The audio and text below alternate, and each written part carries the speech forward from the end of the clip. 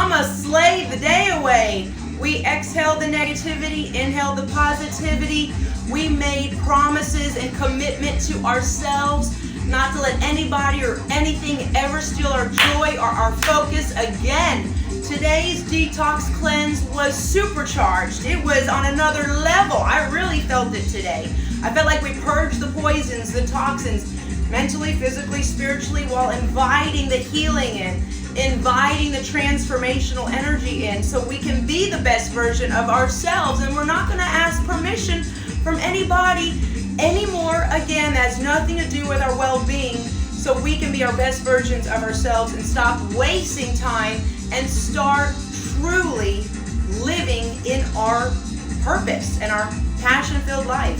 If you missed today's class, you better get on this. It is number 235 detox cleanse.